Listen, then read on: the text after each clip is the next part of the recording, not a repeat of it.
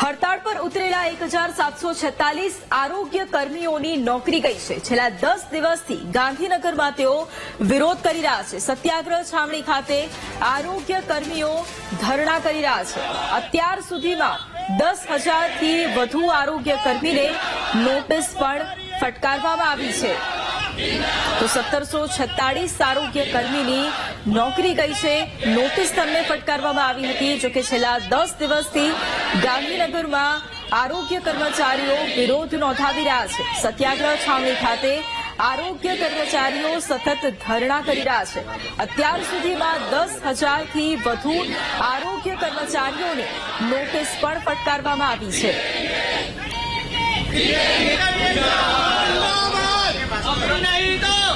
એક તરફ 10 દિવસથી સતત આરોગ્ય કર્મચારીઓ સત્યાગ્રહ છાવણી ખાતે વિરોધ દર્શાવી રહ્યા છે। તેમની માંગોને લઈને વિરોધ દર્શાવી રહ્યા છે। જોકે આ પહેલા આરોગ્ય મંત્રી દ્વારા એ નિવેદન પણ આપવામાં આવ્યું હતું કે જે માંગણી તેઓ કરી રહ્યા છે તે યોગ્ય નથી, તેવું પણ તેમના દ્વારા કહેવામાં આવ્યું હતું।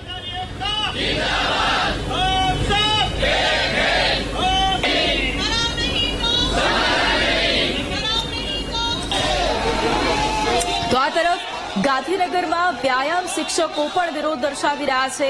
કાયમી ભરતીની માંગ કરતા ઉમેદવારોનો વિરોધ જોવા મળી રહ્યો છે। રેલી યોજી અને ઉમેદવારો સચિવાલય સુધી ગયા।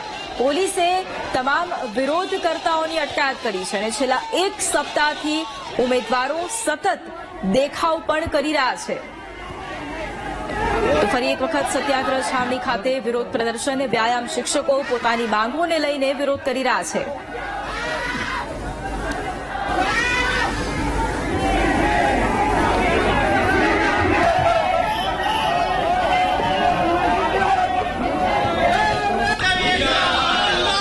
એક તરફ આરોગ્ય કર્મચારીઓની હડતાળ અને આ તમામ કર્મચારીઓ જેમને નોટિસ ફટકારવામાં આવી હતી અને તેમને હવે નોકરી પરથી બરતરફ કરવામાં આવ્યા છે, તેઓ પણ અત્યારે વિરોધ દર્શાવી રહ્યા છે।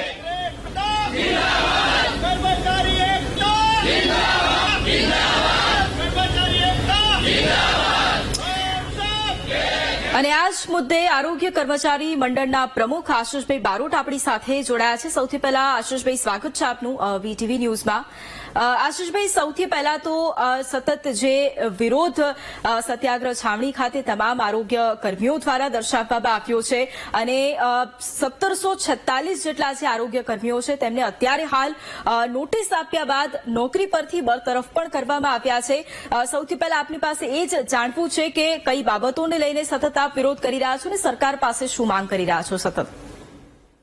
નમસ્કાર મીડિયા સમક્ષ આપ સૌનો આભાર કે પહેલા મીડિયા માધ્યમથી અમને સાંભળો છો। હવે અમે સરકાર સામે બે જ માંગણી કરેલી છે કે જે અમારી વર્ષો પુરાની 5 વર્ષથી માંગણી છે કે અમને ટેકનિકલ ગણી અને ટેકનિકલ પગાર ધોરણ આપવું। બીજું તો ખાતાકીય પરીક્ષા અમારામાં જે આવેલી છે એ અમારા સિલેબસ પ્રમાણે લેવાય। અમે વહીવટી જ્ઞાન ધરાવતા નથી, અમે ફિલ્ડમાં ફરવાવાળા કર્મચારી છીએ એટલે અમને ફિલ્ડનું જ્ઞાન હોય, અમને વહીવટી જ્ઞાન ના હોય। વહીવટી પરીક્ષા ના લેવા માટે અમે ઘણો બધો આગ્રહ કર્યો પણ હજી સુધી કોઈ નિકાલ આવ્યો નથી।